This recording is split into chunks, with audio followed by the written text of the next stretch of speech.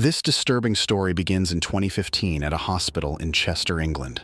The hospital had a neonatal unit that cared for premature babies and sick newborns. That year, doctors noticed a frightening pattern. Many babies in the unit were suddenly dying without any medical reason. Babies who were improving and expected to survive kept unexpectedly becoming very ill and passing away. After extensive reviews found no explanation, police were called in to investigate in 2016. Their year-long investigation led to the 2017 arrest of Lucy Letby, a young nurse who had worked in the neonatal unit for several years. In 2020, Letby was charged with murdering 7 babies and attempting to kill 10 others. After a long trial, she was convicted of murdering 5 babies and harming 5 more.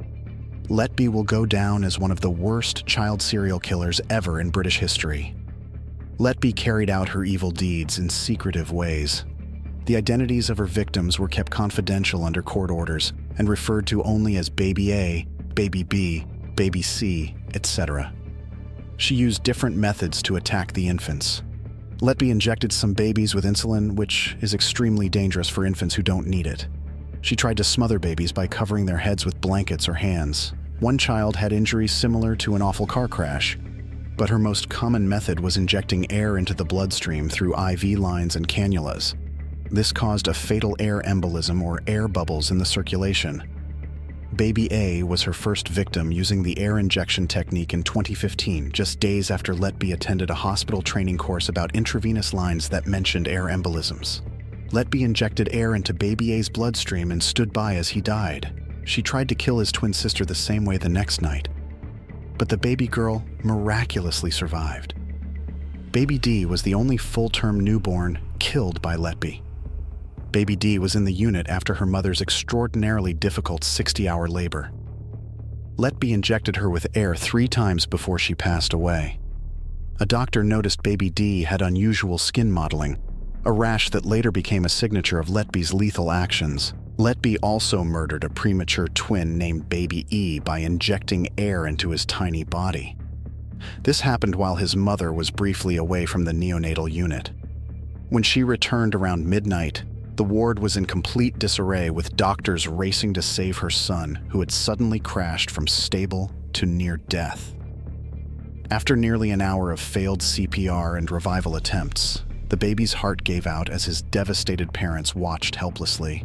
The parents could not have known Letby had just cold-bloodedly injected air into Baby E's circulation, causing his sudden demise. The next night, Baby E's twin brother Baby F was also fatally attacked by Letby in a vicious way, by shoving an unknown object down his throat. This resulted in catastrophic bleeding and Baby F's death. Initially, doctors missed critical clues that Letby had poisoned 2 other baby boys with insulin months apart. They only made the connection during the police investigation, when leftover blood samples showed the babies had been poisoned with insulin they didn't need. Letby went on to murder identical triplet babies named Baby O and Baby P in June 2016. She injected air into their tiny bodies and bloodstreams, attacking them shortly after returning from a vacation.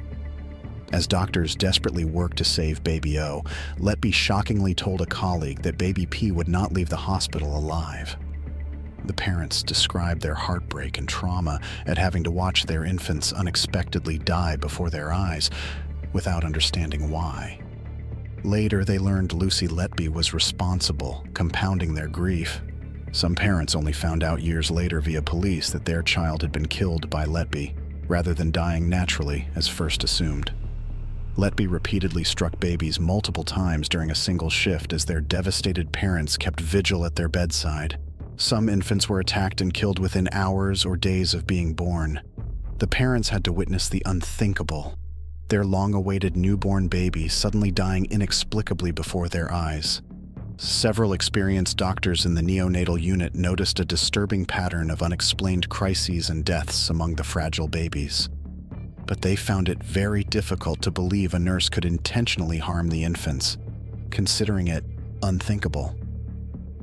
Only after the triplets' murders by Lucy Letby in June 2016 did doctors finally demand that hospital administrators remove her from the neonatal unit, calling it a tipping point. One doctor later expressed regret that they did not go around the hospital to report directly to the police sooner. After Letby's removal, the string of unexplained collapses and deaths stopped. In July 2018, Letby was arrested in a dramatic early morning police raid of her Chester home. Her house and her parents' house were scoured for evidence by police. They uncovered a trove of incriminating items, including baby photos, handwritten notes with confessions, and greeting cards Letby had sent to grieving parents of babies she killed. One condolence card was specifically addressed to Baby I's parents after she murdered him. Another chilling handwritten note read, "I am evil. I did this. I killed them on purpose." Her defense claimed it was not a confession, but distressed outpourings after being removed from the neonatal unit. Lucy Letby committed her horrific crimes while hiding in plain sight. During 2015 to 2016, as she murdered babies, none of her co-workers noticed strange behavior or signs of a killer in their midst.